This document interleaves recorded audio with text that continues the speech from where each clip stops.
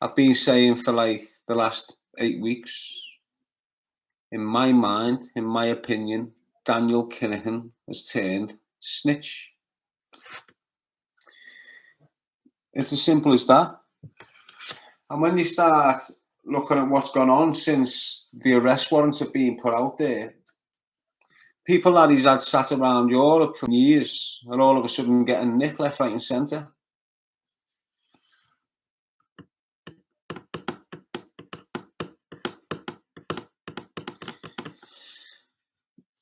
We know the influence they've had in Liverpool.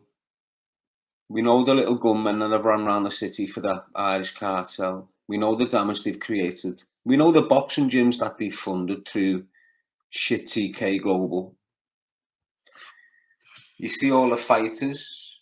You see the podcasters that affiliated themselves to them started spinning a false narrative to make Daniel Kinahan look like he was a good guy, when really he was polluting our communities and destroying families, getting granddads, dads and kids shot dead.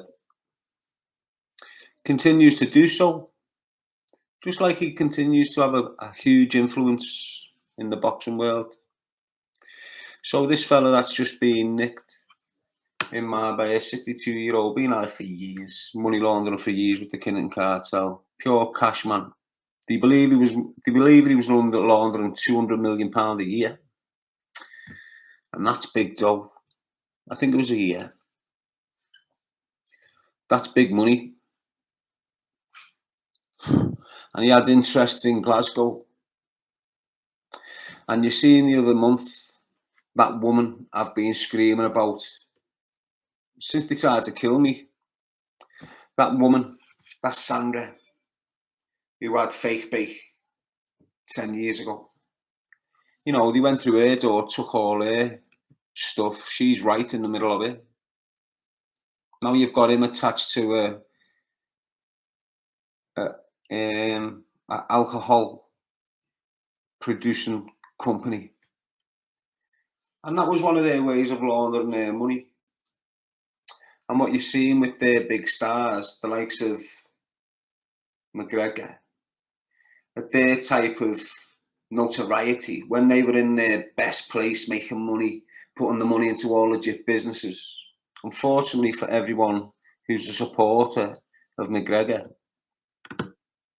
he went into business, went into the alcohol business, designed his own drink, put it out there.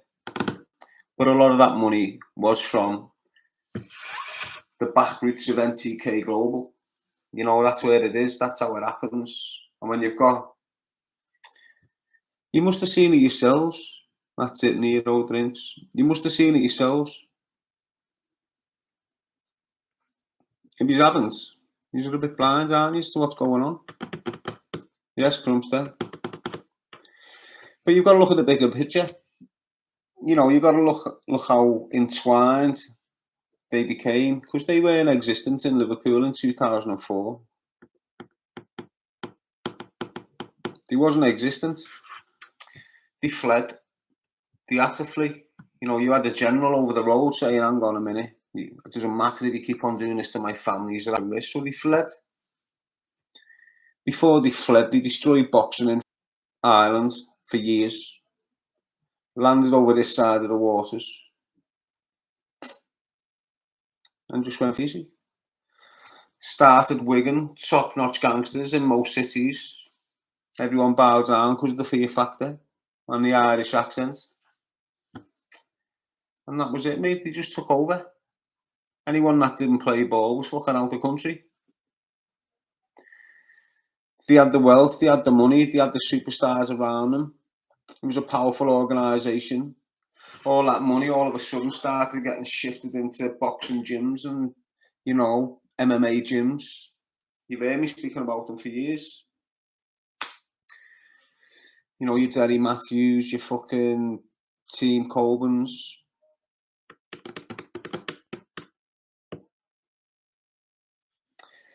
They came at me. The bottom line was, you know, I've landed back in Liverpool, completed my licence, thought I'm going back to my Mars, landed there. You've had some little knobhead grafting for them, you know, This knobhead's feeling frightened because I'm back in town. There's been a rumour spread that I'm looking to take the graft back when I wasn't. And there you go. You got a little bit shook. I've had to defend myself. All of a sudden, my nephews are getting attacked. Me being me, I've had to defend it. And it just went up to the point where the Kinahan cartel's little runaround in Liverpool, who was distributing most of the swag, who had at one point travelled to Birmingham and shot dead someone. That's how he got his little stripes for the cartel. He was now in Liverpool, running around, shifting major weight, but at the same time terrorising kids and running around a certain area of Anfield thinking he was the Prime Minister. Don't know why I said the Prime Minister. Anyway, little shook pony couldn't handle it. He went and cried to his bosses that he was getting flicked here, there and everywhere. Him and two little nuggets called the Eveses decided to plot and try to come and get me, but in the process they got swooped on, got arrested with the firearms and got imprisoned. But they still carried on. They continued to try and kill me. I was getting too vocal. I was getting too annoying. You know, I was rattling the cages of many people in the area I once controlled. I was disturbing the graft, A, B and C, whatever. So the 17th of March 2018, on my March step, they decided to try and kill me. Someone, family, lifelong friend, I thought, walked me into a situation where I should have been shot dead. Luckily for me, being guided by the skies like I was in 2004, it never happened. The one that tried to lead me to my death ended up getting shot. He ended up in hospital, and I lived to tell the story. When I started going down the path of looking at what was destroying our communities, it was the drug dealers. When I'm starting to raise concerns about this, the only people that was attacking me was the drug dealers I refused to work with. When they started attacking me the way they was, instead of me returning to my old ways, going hey-oh, running around the streets with guns, retaliating, I used my mouth. I used my mouth through freestyling, rapping. Choose a life, not a knife. Give me the time to think. Told me not to retaliate like I did in 2004. So we'll carry on now, keep on doing me. I'm in a bad place though, psychologically, due to the pressure of being under, living smack bang in L5, rats trying to kill me on the step, all this sort of stuff, fresh out of prison, fresh off licence. Then I'm arrested. I'm arrested with a set of secretaries. I don't even know why I'm telling you this, it's all there. But I'm arrested with a set of secretaries, aren't I? And then I'm on bail for 2 years. So I completed my licence. And then as soon as I completed my, within 4 months, they've arrested me and kept me on licence for 2 years. After 2 years, I won the case. Well, it just got thrown out of court. And now I've been free for 18 months. The Kinahan cartel, when I was on the platforms, telling you all what they'd done, decided to recruit people who was already on these social platforms. And then people tried to cancel me out for them because I was shedding a real light on them. I was screaming about what was happening with them. I was telling you how they were destroying the city of Liverpool by killing kids and hiding young Liverpool kids to kill other young Liverpool kids. I started raising negative awareness against them. So their friends that was already on platforms who tried to muscle into my little energy field and got refused started attacking me. And that's where one-eyed monster comes into the situation. You know, let's not forget what's just gone on in the last 2.5 years towards me from them. There was intention there, and the reasons was because of their connection to the Kinahan cartel. So when you look at the one-eyed monster's best friend in Glasgow, the other podcaster, them two came at me thick and thin. I recognised it. I could see what they were doing and exposed it before they could bring me down. They still tried to bring me down with the same narrative, labelling me all this for the sun. Then they went a step further and give a platform to a complete liar called Snitchy Bumberclart. Now, Snitchy Bumberclart came out and said I'd groomed him into selling drugs. I'd battered him, I'd made him do this, I'd made him done this, bam, bam, bam, bam, bam. Absolutely wrote me off. The headline on One Eyed Monster platform, social media, YouTube, with 50,000 subscribers was Darren Gee groomed me. At a stage when it's full of nonsense everywhere and that word is massive, that's what they tried to do, wreck me with that shout on behalf of the Kinahan cartel. I stood my ground, exposed them, and told it how it is. Snitchy Bummer was 12 when I went into prison. He was a complete liar. He'd never been around me. One-eyed monster knew that, given the platform to tell complete lies about me. The wave of hate that come at me on the back of that. Why? Because I was telling the truth about the Kinahan cartel. And then you see the little hermit from Glasgow, little madman. You see what he does.